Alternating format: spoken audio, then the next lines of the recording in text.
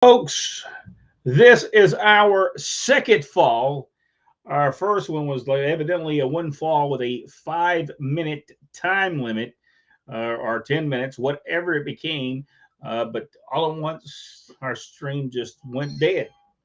I have no clue what's going on today. There's a possibility we will go off again. We don't know actually if we will be able to stay on or not. It's the streaming service, I guess, or maybe just the internet in general. But I was telling the story about uh, where Georgia Championship Wrestling would run. Mondays was Augusta, Tuesdays Macon, Wednesdays Columbus, Thursdays was either Athens, Rome, or Albany, Georgia. Fridays was Atlanta, but Atlanta did drop off, and then on Fridays for a while was just a spot show around Georgia. Saturdays it was for years was Carrollton, Griffin, Georgia. Eventually, Chattanooga, Tennessee would be put in there as well, and then on Sundays was Marietta, Georgia.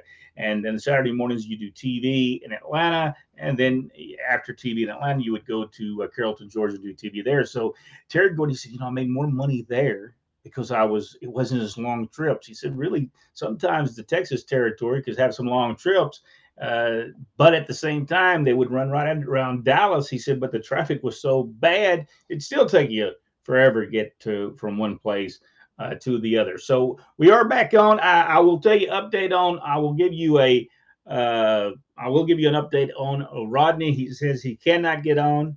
He still cannot get on. Jack as well still can't get on for whatever reason. They just can't get in there. So Jeremy Richter said we're back. Yes, we are back for the moment. Now we may get knocked off again. Uh, we don't know.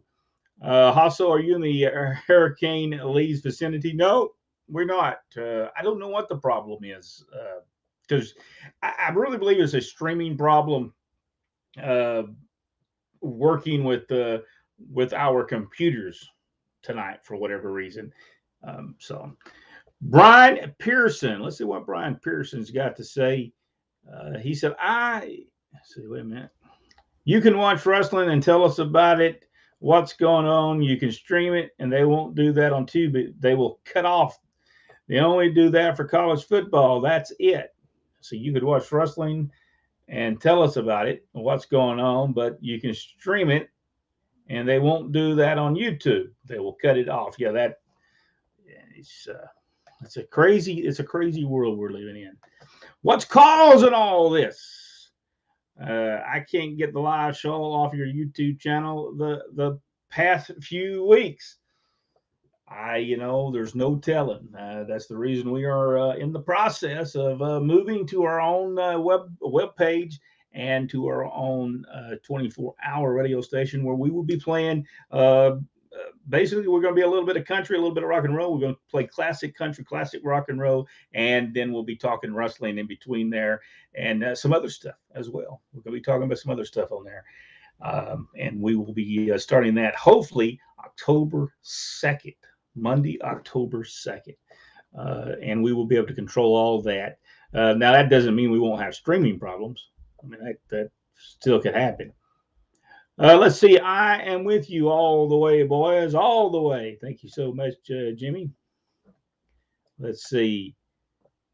Was that? Did we already do that? I just told you what it is. You can't stream nothing. You can only watch it to yourself uh, and give us highlights. You can only stream college football on YouTube. Huh. It's crazy. It's crazy.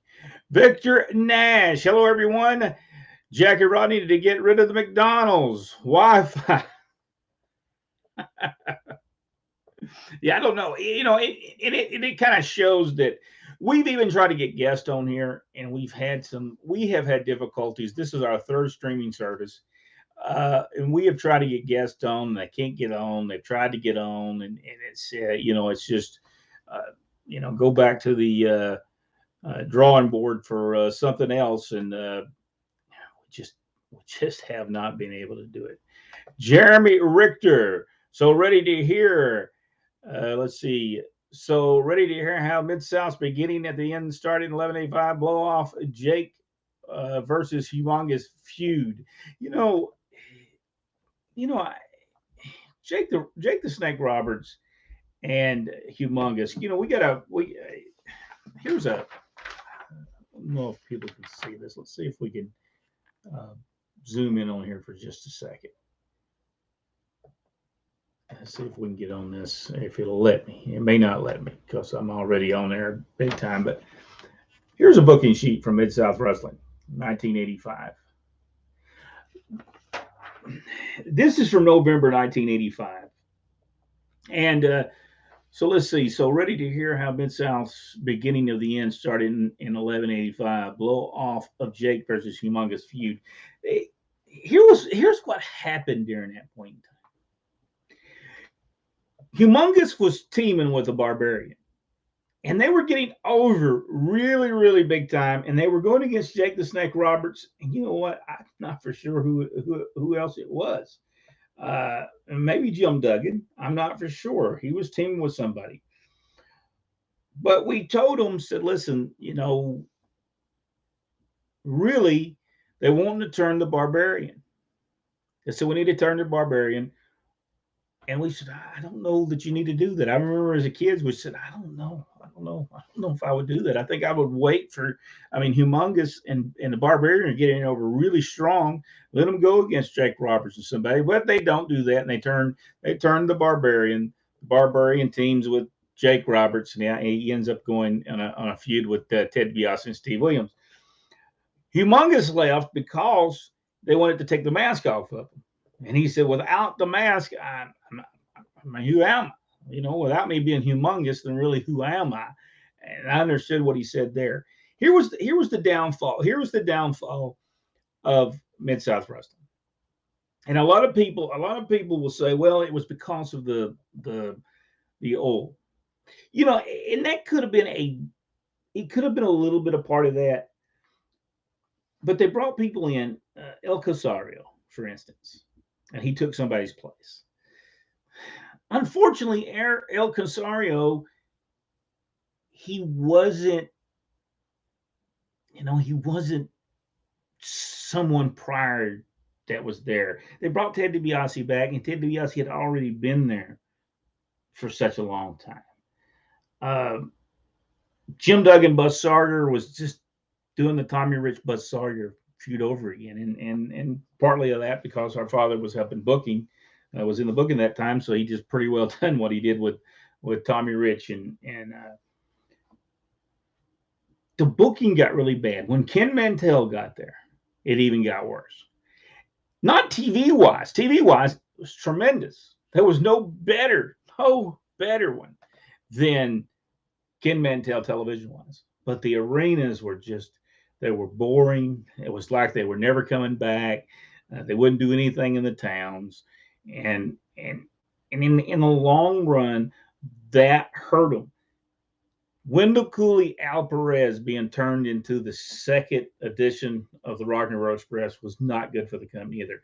Bill Watts' main problem was trying to recreate wrestlers when he should have just been finding new wrestlers, but he would try to recreate the Rock and Roll Express. He tried to recreate the Midnight Express. He tried to recreate those people. I just think that was his downfall because he kept on doing it to a point. Let's look at the people. The Snowman he tried to bring in, and that was going to be the Junkyard Dog, and he didn't work. There was Master G. They were bringing him. They had the guy. Brickhouse Brown could have done it easily. Sonny King was really over at the time. Now, that was before the territories on it down. Bill Dundee was there. As long as Bill Dundee was there, business was pretty good.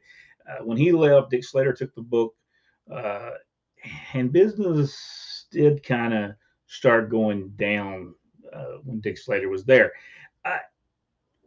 They just didn't have the matches the Midnight Express had for the Rock and Roll Express. They just those matches just wasn't there.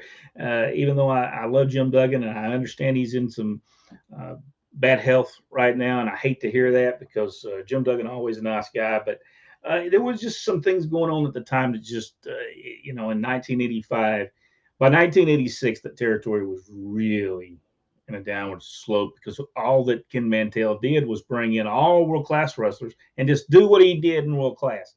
And let's remember, world class was on in every territory, in every. I mean, I guess they were syndicated in over 100 markets. Uh, one of the biggest syndicated wrestling programs on at the time.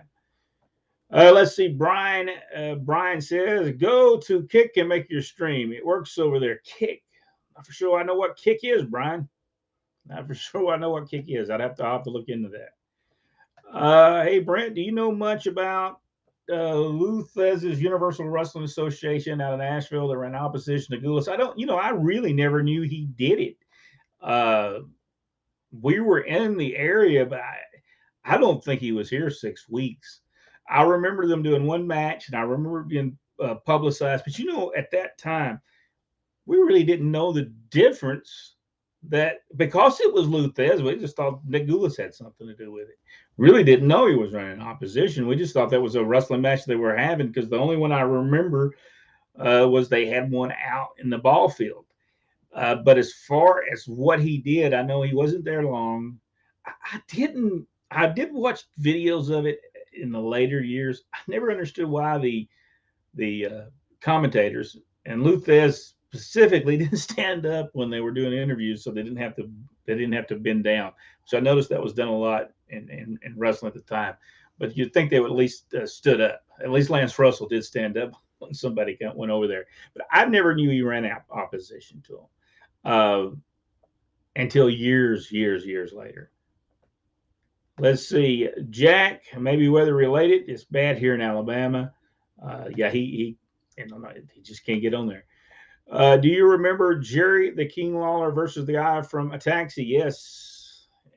That was Andy Kaufman loved the wrestling business, and that was such a great angle that they did. It was just tremendous. Let's see, Jeff Conway. I don't even know who Jeff Conway is. You'll have to explain that to us. Let's see, Jimmy James said, guest. Who said they want me as a guest? I accept. Fly business class, stay first class, and we'll give you $305 discount on my appearance fee. It would be the best few thousands you'll ever pay. Hey, talking about that, has CM Punk? I've not read it. I just heard that Kevin Nash said something that he was comparing himself, or someone was comparing himself, CM Punk, or somebody was comparing himself to other wrestlers, and Kevin Nash said, "Well, no, if you're going to compare them, you need to compare them to the Ultimate Warrior." I don't know exactly what happened on there. I couldn't find all the story about that, but I did hear CM Punk stories everywhere. Moondog Spot. That was a good wrestler. I always liked Larry Lathan. Larry Lathan was a great guy. Got along with him. Knew him when he was just wrestling as Larry Lathan, and then he went to Memphis, and he worked with the Honky Tonk Man Wayne Ferris as the Blonde Bombers with Danny Davis as their manager. Larry Lathan then eventually became one of the Moondogs. Used him a little bit while we were in Continental Championship Wrestling or Continental Wrestling Federation. Nice guy, wanted more money. Remember one night when he asked for more money, we said, well, if there was more money, we'd be able to give it to you. But and we had just turned on babyface with Dirty White Boy, and we thought, well, we build this up enough, give us some time. Let's build this thing up, and maybe we'll all make more money. Because we thought that he had the ability to be the babyface, but he left like maybe 2 weeks after he was turned babyface. He wanted more money, and there was no money to be given. No lackey, so Andy Kaufman, yes, Andy Kaufman. If you ever get to see the movie Man Over the Moon by Jim Carrey, he does a tremendous job at playing. I think he almost went crazy doing that movie. A few thousand, I'll do it for a pack of Skittles and a Virgin autograph. Virtual autograph. Yeah, I can't remember who it was they asked. They asked if Virgil really was around where nobody was around him signing autographs, and they said when they were there, yes, they saw people around him getting autographs. He said I think they took that one picture, and it was before the doors were even open, and then they said the lone Virgil. But he said every time he ever went somewhere, there was people around Virgil. And then the guy said, well, maybe the reason they were around Virgil was because they did feel sorry for him because they made him about the lonely. And I think that might have been Dutch Mantel that was talking about that. It's about the only show that I will actually, a podcast that I will actually watch. Let's see. Hostel said, "Pay me no mind, Benny, smart aleck."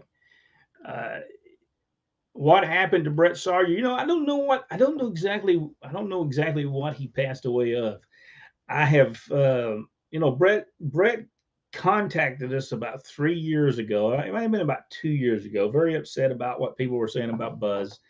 I did get in touch with him, try to get him to come on and talk about it. We never could get it going, but he was very upset what people were saying about Buzz. I'm not saying that Buzz probably wasn't no different than some other wrestlers out there. We just so happen to have to deal with Buzz a lot, or not really us, but our father had to deal with him a lot in Georgia Championship Wrestling. So, but he got very upset with what people were saying. I think Undertaker might have said some things, and so I don't know what happened to Brett. He was always a nice guy. Met Brett Sawyer. He was refereeing as Brett Wayne in Southeastern Championship Wrestling when Jim Barnett bought it. He was the referee there for I don't know 6 months before I guess he actually went to Portland and started wrestling. But always a nice guy, and was over pretty well in Georgia, but he just never got the push that maybe he deserved. Stuart Kemp. Hi all, CAC was great. Where 19 people became lifetime members due to my late wife Kathy and I. Now George Trigos, Luthez Hall of Fame, Waterloo, Iowa, July 18th through the 20th.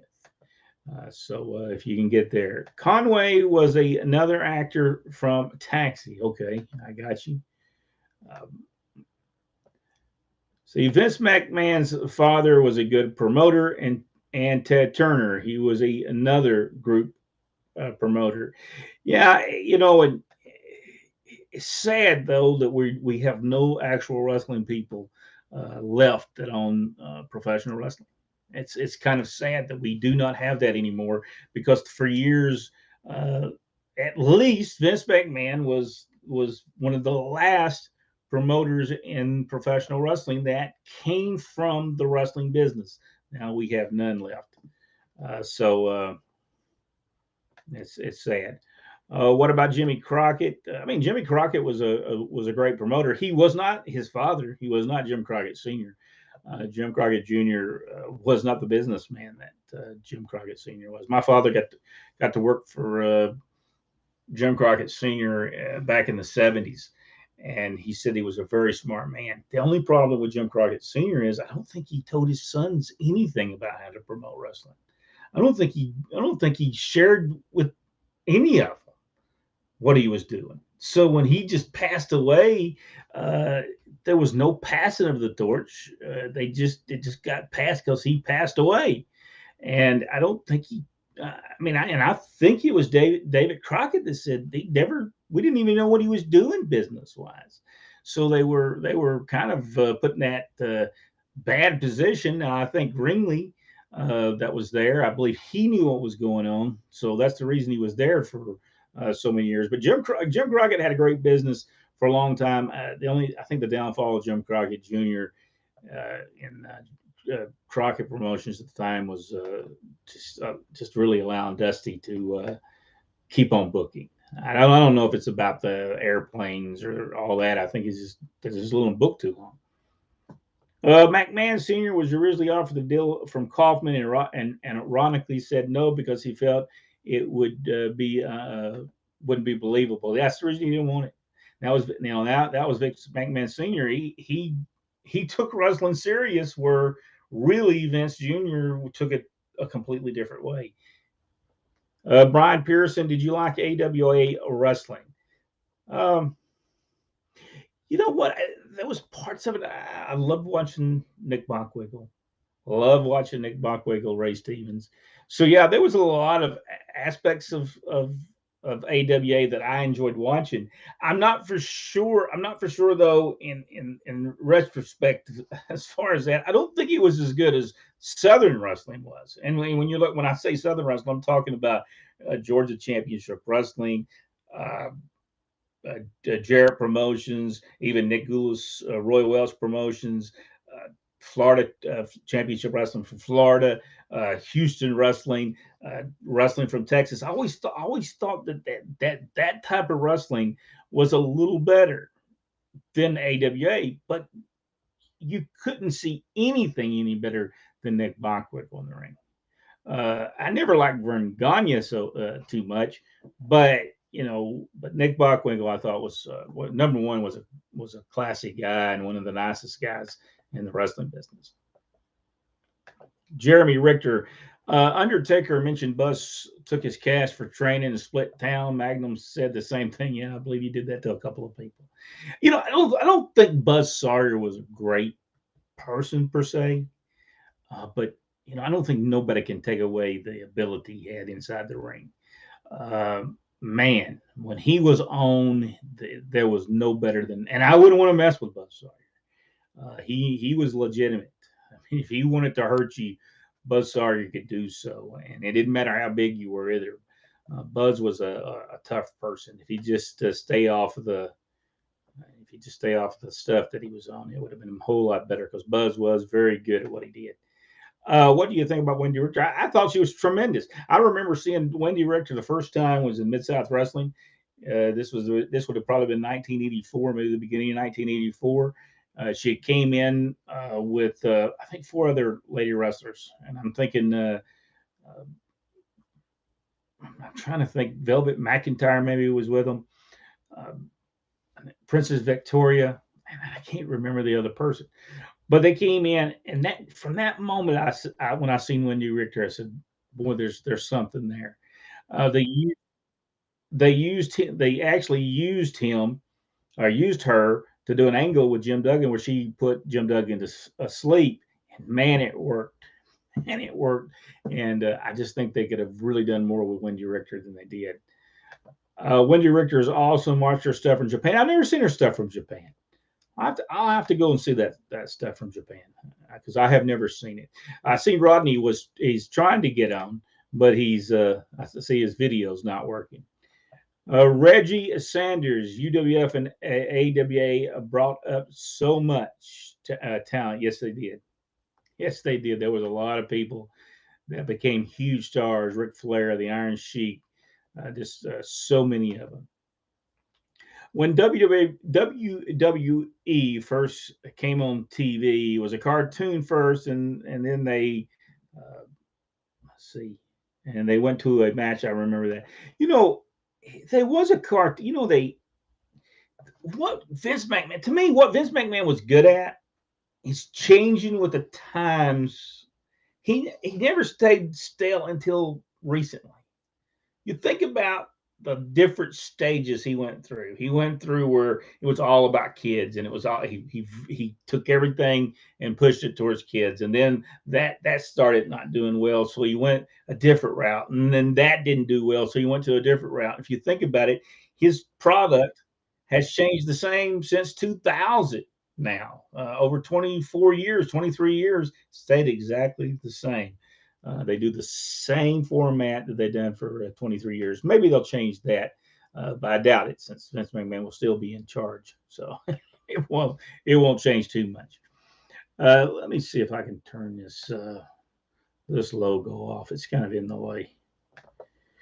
The NWA seemed to always be more fast-paced, nonstop action to me than the WWF or AWA back in the day. You know, I kind of agree with that. kind of agree with that. I see Rodney is. Are you there, Rodney? This sound? I am here. I think I've never. Yeah, I don't think you're. I don't. Still don't think you're with us. I'm trying. No sound either. You finally had this. He finally had the sound, and you know, that's what I always thought they worked. They had to work smarter in those territory days than what they have to. They had to work in AWA or those places because they didn't go every week. I mean, you had to be in Birmingham, Alabama every Monday, Augusta every Monday. So you really had to learn. You had to learn wrestling. Let's see. Glow Wrestling, what do you think about that? Your honest opinion? I thought it was horrible. I mean, I didn't like it. I thought it was too campy. Almost the same reason I don't like wrestling now. I think it's too campy. I think they don't take it serious. I think wrestling is a drama. It should be a drama. It shouldn't be a comedy. Uh, no, no, did not like it at all, and I didn't think anybody had any talent whatsoever on that show. Uh, See, Tech Trouble and future guest spot on the show, Mr. Hood. That's. Let's see, Rodney. Do you see a lot of Shaquille O'Neal? Is Shaq and Shaq with you? You know, it's crazy because you know both of them can't get on, and I mean, there's nothing we can do about it. That's just part of doing something live. Just you know, it's incredible. Brian Pearson, what do you think about Florida wrestling? Your honest opinion. Championship Wrestling from Florida was a tremendous wrestling company until possibly around 1984. This is my opinion. What happened to Florida? Kevin Sullivan and that whole gimmick that he did. Even though you'll hear people, well, it drew money, but I think in the end it also hurt business because the credibility became something that was just hard to deal with. There was such uh, a credibility issue when Championship Wrestling from Florida was a believable product. Things that you seen happen was believable, but when they started putting Kevin Sullivan and he'd make Mike Davis think he was Dusty Rhodes and Mark Lewin, who had wrestled there for 20 years now, was the Purple Haze, and he believed he was the Purple Haze. And then you took a girl. It just did not work for me. And prior to that, though, you go back and look at the product, it was really good. I just don't think Kevin Sullivan was. I just don't think they should have allowed that to go that far. But I think the reason they went that far because Eddie Graham was into some things that he just didn't have the time to handle.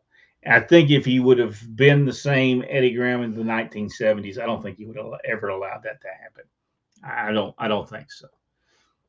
Hasso, I feel it depends on a few things. AWA was mainly like an amateur wrestling style. I agree. NWA was action in the ring, and WWF was entertainment, even if it was just to bring in a demographic. And that's true. They had a lot of wrestlers where they would bring in the demographic and draw the crowds. But you know, it's smart. What's your opinion of WCW? Unfortunately, I had the opportunity to work there, not in a huge way by no stretch of the imagination. I helped book the developmental towns and done the ring announcing in several of the major cities and in these developmental towns. I just never seen nothing there. It was just Sting was horrible. Luger's was horrible. Uh, you know, the Steiners, Mark Merrow, and they didn't care nothing about the wrestling fans. They thought they were so much smarter than wrestling fans were, and it was not a fun experience. I mean, I think I told this story before. Bill Dundee was he was doing Sir William with Lord Stephen Regal at the time, and we just man. We just sit outside. He would come out there and sit with me and say, "I mean, I can't be in that dressing room much longer. This is these people are complaining constantly about something." So we hear all the stories. But how was Ole and Bill Watts to work for? Did your daddy prefer one or the other? No, not really. He got along with Ole. You got to remember from 1974 until 1983, Dad worked with Ole in some form or fashion that many years. I think what happened, and he respected Ole, so he did what Ole asked him to do. At the same time, now I got to remember Ole didn't hire our father, Jim Barnett did. He was Barnett's right hand man, so he was always the person that was looking after Jim Barnett's interests because Jim Barnett did not go to the towns. But he would go and make sure everything was done right. Now, I will tell you this: the moment Ole uh, took over the territory, I don't know that Ole himself is the reason he fired him. I think he fired him because the people who owned the territory, Jack and Jerry Briscoe, Fred Ward, Ralph Freed, they all went into the office to work. So I think they were getting rid of all the office staff, and then they were going to do pick up those jobs. The only problem is I don't think they knew what those jobs consisted of. So he liked Ole, and he had no problem with Ole. Had no problem with Bill Watts. They were kind of the same type of promoter. You know, they were the no nonsense deal. You'll do what I tell you to do, or you'll leave. So he liked Bill Watts. He worked with Bill Watts. Bill Watts was the boss, and he understood that. He got fined one time for like 10 cents off. He was off 10 cents when he would check up at the box office, and then Bill Watts fined him and told him, "Make sure you get it right." I think Bill Watts paid for his house by fining people. So I don't think that he had a preference over Ole or Bill Watts. He loved his time in Georgia Championship Wrestling more than he did any place he ever worked. And then it would it'd go Mid South Wrestling after that, and his time in Continental. I won't say that he just amazingly loved the Continental days. There was a lot of issues at the time that we can go on to on a private thing one day. Do you remember the Iron Man tournament? And this is from Reggie Saunders. Do you remember the Iron Man tournament in NWA with Muta, Flair, Lex, Sting, and they had LLD, Steiner's Doom? Was that the one that Reggie? Was that the one that he did in New Orleans? If that's the one they did in New Orleans, the Jim Crockett Memorial Tag Team Tournament that was done in New Orleans for 2 nights, I believe. I do remember it. I don't think it drew well. I think Rodney's finally joined us. I think he's finally joined us. We'll see if he can get on. You have made it. I have tried. Am I coming through here? Yes, you are. Finally, it's been quite interesting. But we'll get on with it.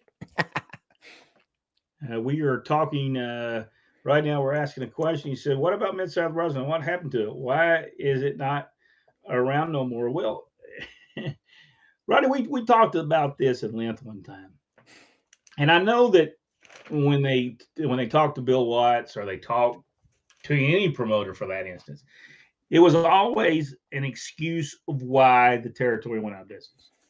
And really, it became to a point of no talent. And Ken Mantell came in. I don't think this is what I believe that happened. You go from Bill Dundee. If you think back to it, Ernie Ladd was booking before Bill Dundee. Ernie Ladd kind of set the stage on Magnum TA. Bill Dundee came in, picked up the Magnum TA thing, and went with it. Turn Wrestling 2. The booking of 1984 and 1985 was decent. Ken Mantell comes in and starts booking sometime in 1986. When he comes in, he just brings all the talent from world class. Does almost the same exact things in world class that he had just done. Everything he did in world class, he takes to Mid-South. I don't think that was smart. And his TVs never followed his arena shows. And Bill Watts wasn't making money off of TV.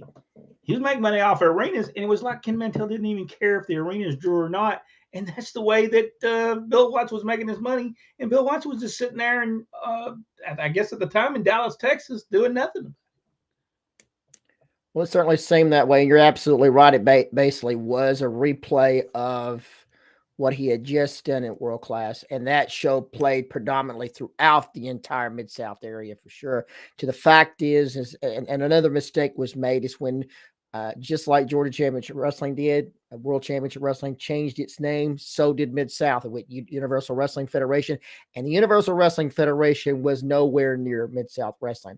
I would have thought it would have been better if they would have brought Chris Adams to be a part of the crew from 85, 84. The Freebirds against the Midnight Express. That would have drew money. But the Freebirds against DiBiase yet again was a terrible mistake. And the fact is, we also had Akbar. But when you said I think the key of the whole thing, it was the same talent. Great talent, but it was the same talent. There was no new anything coming in. At least when Bill Dundee came in, he brought people in the Mid-South had never seen. He brought the main thing, the Midnight Express, Jim Cornette, Dennis Condrey, and Bobby Eaton. Who did Ken Mantell bring in new that people had never seen before? Nobody. The most worst mistake was bringing Akbar back yet again. When opportunity came to expand on the talent they had the opportunity to bring in Jimmy Hart. They refused. Watts absolutely refused. He went with Sir Oliver Humperdinck and with Akbar. And I like both of them, but they're not a Jimmy Hart. They are not a Jimmy Hart. And they could have taken them to the next, and Jimmy Hart could have taken them to the next story, to the next level. You brought in Jimmy Hart and you put Kamala and Kareem Muhammad with Jimmy Hart. That's a totally different storyline right there. But what they did is try to build on something that happened in 83. So it was basically rehash from what had happened before. Freebird's basically a rehash from when they were there in 79. So that's what they try to do. But of course, Mid-South had a history of that. They lose the Junkyard Dog and then spend the next 3 years trying to find the next Junkyard Dog. They lose the Rock and Roll Express, and then they try the next 2 years trying to find another Rock and Roll Express. Total mistakes. Absolute mistakes. But in the end, what happened, and I believe it happened with Jim Crockett, I think that it happened with Georgia Championship Wrestling, they turned their back on the people, the fans that made them. They disregarded them. They were looking across the across the fence, to another pasture, and that wasn't really greener over there. It looked that way, but it really wasn't. And so what they did is they tried to cater to another group while abandoning the people that brought them to the dance. It's a terrible situation. Not the first time we've seen it. Continental did the exact same thing. They abandoned the Alabama part that kept them going for years in exchange for Knoxville. Everything was Knoxville. In fact, we heard fans say, anything that happens in Knoxville that doesn't happen anymore. It was a terrible indictment and it was absolutely true. Absolutely true. So that's my opinion of the whole thing. And like I said, you were right. The shows and the arenas were totally two separate things. And quite frankly, I'll ask you this question. Did you ever see Ken Mantell? No. Never saw Ken Mantell. Of course, we never went to TVs. Normally they were in Dallas and they were in Oklahoma. Never really saw the TVs anywhere else, but I never saw Ken Mantell. I even debate the fact he was even there. Absentee Booker is Absentee Booker. Yeah. And that the arenas were horrible. It was terrible. Absolutely horrible. We told the story one time when we didn't know Michael Hayes was one of the bookers. We didn't know he was one of the agents. I guess by that time they were calling them agents. We didn't know that. We just told him, said, listen, the matches are horrible. They're like you're never coming back. And he said, well, what do you mean? I'm trying. Man, we didn't know that he was doing it because we didn't know who was handling the shows because it wasn't our job, so we didn't care. We just knew it wasn't good. The booking was horrible at the time. As far as TV, it was great, but it never lived up. When you bought a ticket to go see it, the only matches that got over was John Tatum, Tatum and the missing link, and Journey, Missy Hyatt. And those are Missing Link had been there before, not in the capacity that he was in. They did something different, but that was the only thing that got reaction. Everything else was kind of like Austin Theory and Bland Body Grayson Waller on SmackDown last Friday night. Crickets, absolute crickets. So Brian, what we're saying is, I don't think it was because not everybody in Louisiana worked with the worked for the oil companies and the oil deal. Not everybody worked there. So I think I think it sounds good. But there was also an absentee owner that sat in Dallas, Texas, and didn't have somebody like Bill Dundee that was there running the back. He just had yes men. Bill Dundee was never a yes man. He would never just tell you what you wanted to hear. And Bill Dundee was there every single night. Yeah. He and Grizzly Smith, and then after a while, Dad got there as well. But they handle the matches. Yeah. They handle the matches, and Bill Dundee was, I think, well liked by all the entire talent. It was a team effort. There was no backstabbing that I can remember at all. Of course, there was Terry Taylor complaining about everything, but then that's just Terry. You just have to take that with a grain of salt. But you're right. Bill Dundee was always there, and he was engaged. He was excited. He was motivated to be there. When you looked at some of the other people that we worked for, that they act like they didn't even care when they were there. No, and that was when we talk about the downfall of Continental Wrestling. It had nothing to do with Vince McMahon. It had to do with the owners. Just didn't care. Just did not care. And really and truly, when it came to it, didn't understand business. Really, just didn't understand the business. They understood maybe wrestling, maybe what they were doing inside of wrestling, but didn't understand. Well, Jackson, Mississippi, which was still decent, it had a decent following over there. That had nothing to do with oil in Jackson, Mississippi. Neither did Biloxi. I think the only parts that really had much to do with the oil industry was down in the coast area. Lafayette, Lake Charles. Well, even then, Lake Charles was still doing good. Baton Rouge and New Orleans. All the rest, I don't think had any much to do with the oil industry. We were talking about Humongous and Barbarian. I remember us saying specifically, no, they don't need to be. They don't need to be there. They need to keep them together. That's a great team. They need to be kept together. They turned them. They turned to Barbarian and put them with Jake.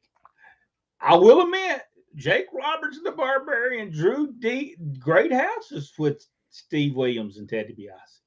Some great houses, great matches too. Some tremendous matches in that. And we got to see Jake where he should have been. Yeah. Everybody was already yelling DDT. Even before they turned him, everybody was yelling DDT. Jake was just cool. Even when he DDT Terry Taylor on the chair, people were kind of cheering. I mean, it was already there, and so it was a very. It wasn't a drastic turn that they did. It was just the Barbarian and DiBiase and Jake challenging DiBiase and Doc for the tag titles. Very simple, and the people chose the side, and it was Jake and the Barbarian. It was good stuff. It was good stuff, but after that, it kind of went downhill. Yeah, it was just on its way of going downhill. Daniel Lang asked the question. It won't fit all the way on the thing, so I will. Did your dad ever tell you what Atlanta was doing in the early 1960s? And I don't think he wasn't even working for them in the 1960s. I think he was just Louis Roy Welch at the time. They built other world champions. Well, from what I'm told, he had a problem with the NWA because they would allow people to work that territory, especially the women, and his competition. So I think he got mad at the National Wrestling Alliance there for a while.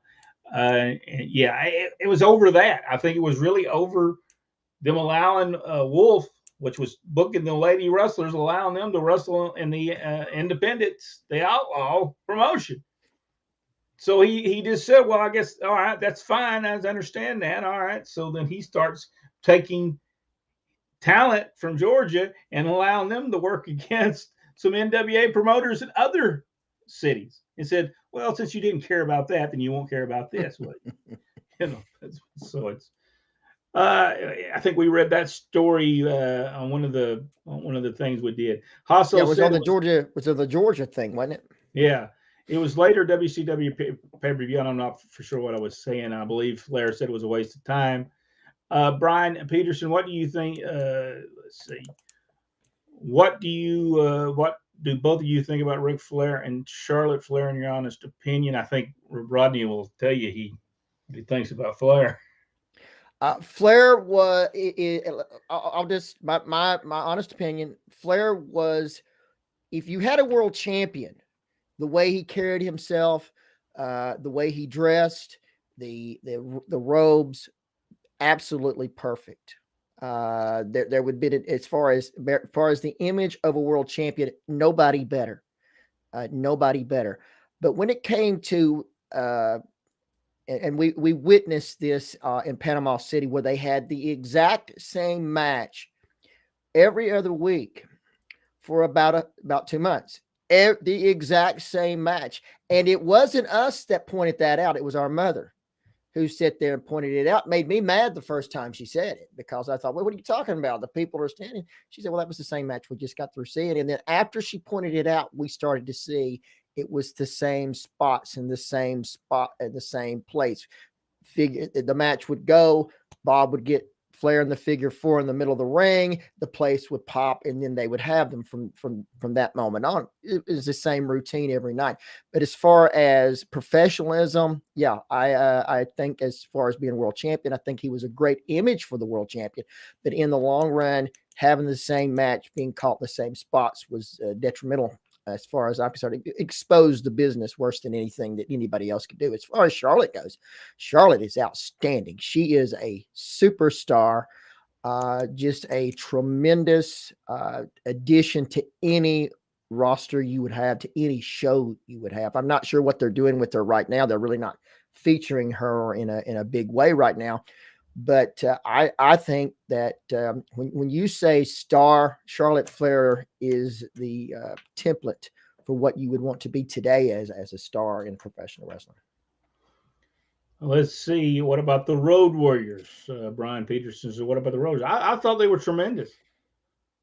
They were done the way they should have been done. They were booked exactly the way you were supposed to book them. And be honest with you, people will say, well, they didn't sell for people. Yes, they did. Not on television, not on TV. They did. Yeah. But you'd put them in the arenas wrestling too. When they worked against two, they put him over. He would hit them. He would do them. He'd hit the knee. They would put that knee over just like everybody else would, because Ole was great at what he did. So Ole said, listen, on TV, you just beat, because then you're going to do it in the arena. And when Wrestling 2 or Stan Hansen or somebody comes back on you, the place is going to go crazy. Notice something, though, at the time. Did you ever see them against a team of quality on television?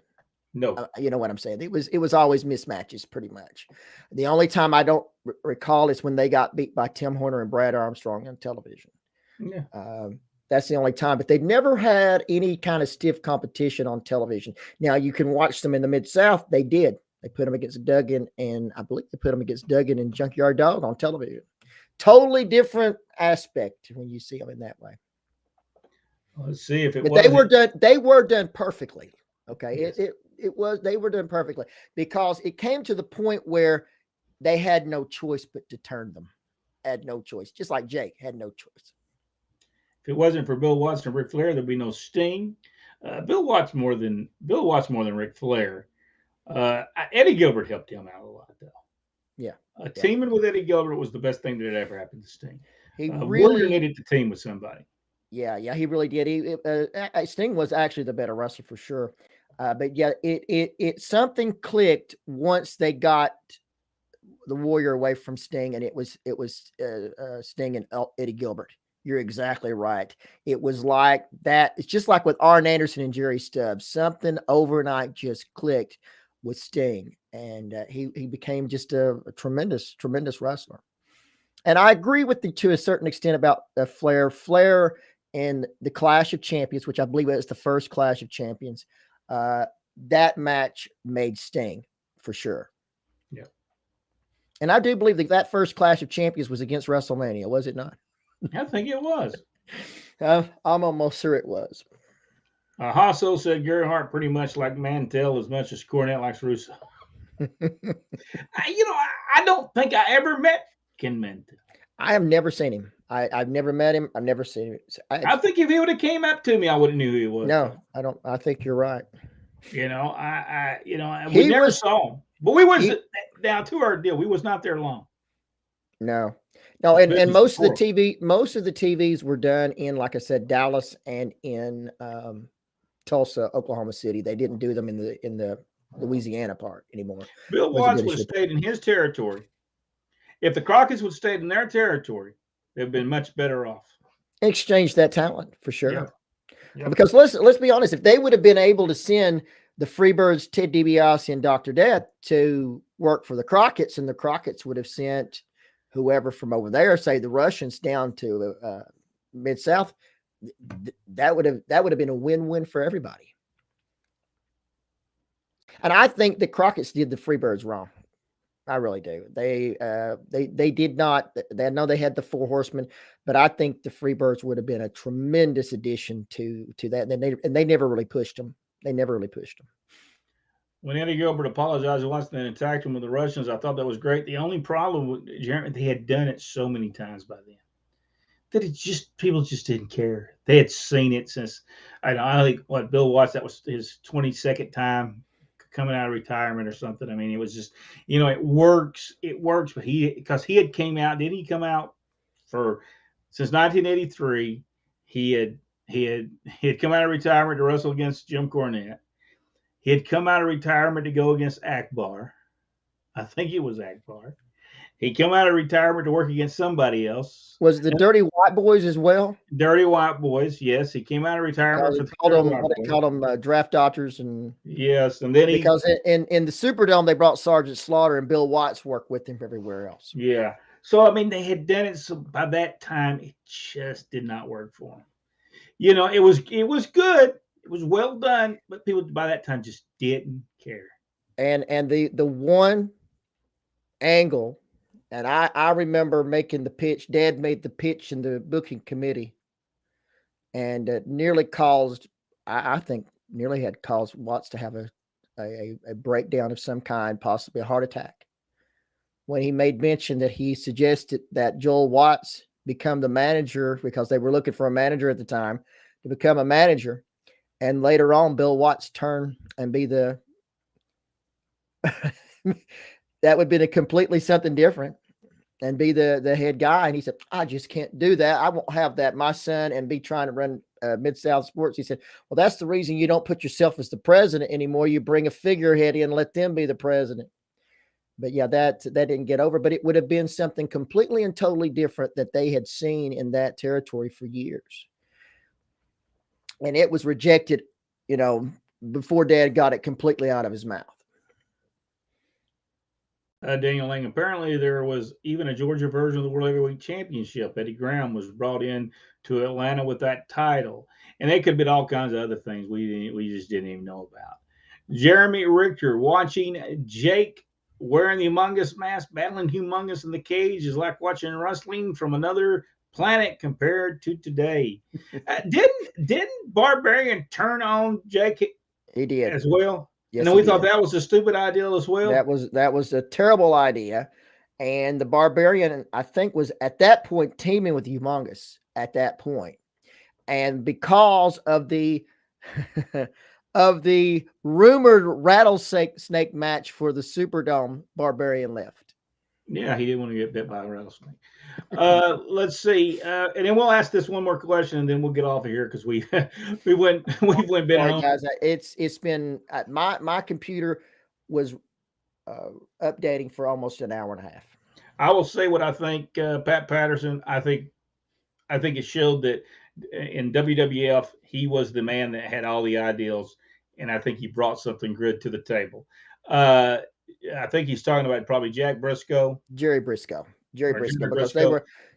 they were booking together at one time. Pat Both Patterson, tremendous. Terry Garvin also.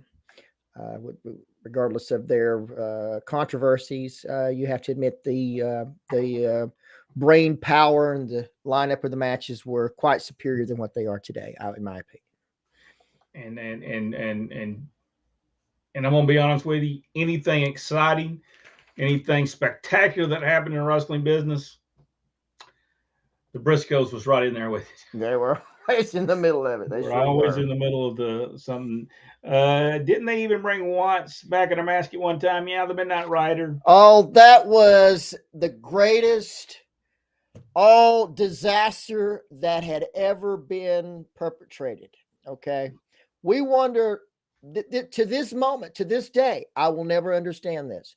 Okay, Bill Watts is supposed to be the Midnight Rider. Well, the Midnight Rider was never really Bill Watts. And at the time, Dusty was sending interviews from wherever, Florida and from the Carolinas to Mid-South to play on the show. And the worst response ever is when the Midnight Rider came out and it was Butch Reed in a mask. The people nearly lost their minds. They expected to see Dusty and they saw Butch Reed in a mask. That was one of the most awful Again, that had programs nothing to ever. do with oil business. Oh, that was bad booking, bad decision on Bill Watts on the company. He wasn't even there. He wasn't there. And why wasn't he there? That's his own company. Yeah. I mean, it would have been a great opportunity to put somebody else in that spot for sure. But he could have done it without making it was Dusty Rhodes or somebody else. I mean, or some other named person. But that one, the Butch Reed was that Alexandria? I think it was Alexandria. Or Monroe, one of those. And those people, they were hot. They were hot. If you remember, Alexandria did not draw after that. No, they were at the box office trying to get their money back. Boy, they were hot. And they did all kinds of things in that respect. It did not. Wendell Cooley and Alan Perez never drew as that new Rock and Roll Express. And what's so sad about it, both men were over prior to that. And I think if they would have went with the cowboy thing with Wendell and kept Al like he was and put them together as a team, I believe that would have worked. But the rock and roll thing totally wiped them out. I mean, they were dead on arrival. And I want to talk about something real quick, and then we'll get off of here because I said I was going to do it. One of the worst things they ever did, and this was Thursday, November 28th, Thanksgiving night, I believe. I believe that would have been Thanksgiving night. Do you remember when they did the live closed circuit of Starrcade? Yes. And I think, let's see, it's right here for people who. Hold, let me zoom me in there, cameraman. Hold on. Yeah, zoom me in there and tell me whether or not I'm there. Is that it right there? All right, this is what they had. Right. Okay, I see Superdome. That's Thursday, November the 28th. In the afternoon, it looks like at nighttime, they had the closed circuit of Starrcade at the Superdome, and the other matches they had looked like possibly an 8-man tag. No, I think it was Jake the Snake against Humongous. Jake Roberts Humongous, yeah. Reed and Duggan against Slater and Sawyer, and Nick Patrick against Tommy Wright, maybe? Is that who I guess? And if we remember back to this, didn't draw. No, it was a disaster. And then the Shreveport, who was in Shreveport that night? The Shreveport card at 8:30 was Jake the Snake Roberts and Lord Humongous. Butch Reed against Dick Slater, Jim Duggan against Buzz Sawyer. The Bruise Brothers was horrible. It wasn't Pork Chop Cash's fault. That would have been totally Mad Dog Boy's fault against the Nightmare, which was Randy Colley and Eddie Gilbert. Gibson, which I think it was Ricky Gibson, right? Mm-hmm. Against Dr. Death Steve Williams, Rob Ricksteiner against Al Perez, O'Reilly against Malcolm, Jackson against Starr. And I don't know that drew. And so did Jake have to go? I guess they had to fly them from New Orleans to Shreveport. Possibly so, yes. Wow. Possibly so. But business was not doing tremendous at this point. It wasn't horrible, but it wasn't what it was in 1984. No. And it's what was sad about this is we saw it. We saw so many mistakes taking place at this time. And when we left, I think we left there, and I'm not for sure, but I believe we went back to Mid South. I mean, to Continental, right? In 1986, the beginning of 1986. We went to Kansas City next, if I'm not mistaken, right? I thought we did that in '87. Did we not go back in 1985 to Continental and stay there till the end of 1986? That's right, because we would have been there when they made the switch from Dothan, or the process of moving from Dothan to Birmingham. That's right.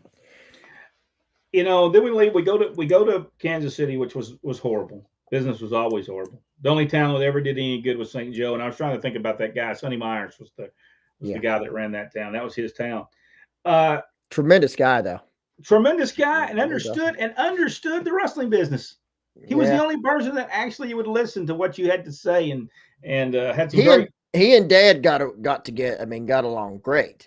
Yeah, and that could be in the possibility. I mean, you did throw out some ideas, and then Sonny would come with ideas, and then they had the Bulldog Brown and Sam Houston. He was going to have they had a pole that sit in the middle of the ring, not those kind that would be against the ring post, and was going to set a pole in the middle of the ring and climb the pole to get whatever money or whatever at the top. I think it was a belt. Going to put the belt at the top of the pole. And the fact is, I don't think Bob Brown could have climbed the pole, but that was okay. But anyway, done tremendous business in St. Joe for sure. That was the only town that drew. It was very difficult. The rest of the towns, the shows were on at odd times, 12 midnight in some places. Joplin, Missouri, we tried to run it. It was on at 1 a.m. on Sunday. So, and Dad would go and try to work with the TV stations to get better TV times, and Rick Stewart would go in behind him and sabotage what he was doing. That was what Stewart said when we saw him. I think we saw him down in Southeastern again, or back in Continental. And he said, all I do is spend my time going around to work against Ron, undermine him everywhere he goes. Terrible situation. It was a terrible situation. All right, guys. Michael Barr, how you doing? What is the move called? The unsecured and the WWF and the paid leg kick. Is that a pat leg kick? The kicks are stupid, horrible in wrestling. Be honest with you, man. I try to watch wrestling today. Oh my gosh, it's so bad. Did you tell them about the great match between DiBiase and Magnum TA? Yes, I did. Today? I did. That's and when you watch that, I'm always thinking, wow, that's what I want to produce. That's what I want to put together. That's the kind of wrestling I want to be a part of. This kind of stuff would get over. And then you go to, then reality hits. Those wrestlers, I mean, DiBiase, Magnum TA, they're with us. They don't wrestle anymore. And the ones that do, they can't do what Ted DiBiase and Magnum TA does. They cannot make that connection. You got, main event Jay Uso, or Useless, or whatever he is, the super kick king, leg slapping extraordinaire. That's what we've got to deal with. And then you've got LaKnight. By the way, it slipped out. Corey Graves said his right and real name on the TV the other night on SmackDown. He called him LaKnight, and that is his proper and correct name. When I look at wrestling today, it really has become just a stunt show. No stories. You had ear surgery today, man. I'm bad. I hate to hear that, Michael. Man, so you're in bed right now watching us, probably. Brian Pearson said, and thank you so much. These two guys that are talking right now probably seen the best wrestling that nobody's ever seen growing up. They can probably see your voice 20 hours and tell you about their experience. There's a lot of things we did. I don't know how many wrestling shows we went to. I don't know how many wrestling matches. One time I think we might have seen over 6,000 to 8,000, maybe even more wrestling matches in our time when we grew up. Enjoyed every moment of it. I cannot enjoy wrestling today. There's too many leg slaps. There's too much choreographed crap. people catching themselves on fire. If you've seen the idiot that caught his head on fire and then jumped off the top rope onto a guy, caught his elbow pad on fire, came down with an elbow. Yeah. Well, as I think we were chatting or we were texting back and forth the other day, it's only going to take one real tragedy and the government will come in. And once the government gets involved and starts regulating, they will regulate you right out of business. So it's best to try to regulate yourself, and these morons that you got on your cards, you might not want to put them on there because you and them, everyone else will be out of business because they will make it to where you can't get it, or you'll be like Matt Riddle. You can't even come off an airport. You can't get off an airplane without act like a moron, and then accuse people of things they didn't do.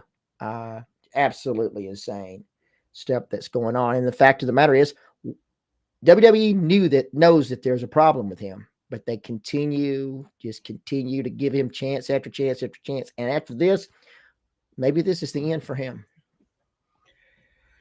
All right. Well, I think it's about time for us to. I've got a sinus infection or something, and I think I've got my all my medicines have come in. Hopefully, so I'm gonna go take those, and I think I'm gonna take a shower and go to sleep. Well, I thought you were going to say something else than shower. That's what it sounded like. You were going to take something else, and then go to sleep. I can't say that on this TV program. But hey, I was telling them, this guy asked, Brian Pearson asked a question. He says, "Do you do any other show?" And he does it, but when we go to the radio format, he will be doing another show, but they may not be particularly talking about wrestling, but he will be doing another show. We'll talk more about that as we get. I have went through and doing all the research that I have to do, but he will be doing one, and I think people will enjoy it. All right, Rodney, anything we got to say before we leave? Yes. Everybody was riveted this past week when Nick Wayne made his reappearance on one of the AEW shows. I know that was electrifying. The people were standing, couldn't wait for it. This is a tremendous event, and I just want to send my regards and my thoughts out to Mr. Nick Wayne and that tremendous ovation that he got. And by the way, Wardlow is coming back. He's going to be the dad in the dressing room and get some respect. Go Wardlow. Go Wardlow. Michael Barr said it better than anyone. A shower, a shave, an S, and shine. Yep, Michael Barr said it best. All right. Thank y'all so much for being part of Pro Wrestling Inside Out. Join us next week as we continue. And I'll tell you what I'm going to do. For those people who haven't seen the people with the elbow that's coming off the top, people hadn't seen we'll show that. I'll find it and we'll show that next week. Very interesting stuff. Hey, since we are moving to a radio format, what can YouTube do to us? They've already demonetized us, so it's not like we can get in trouble for doing that. So there we go. All right, thank you so much. We'll see everybody next week right here on Pro Wrestling Inside Now.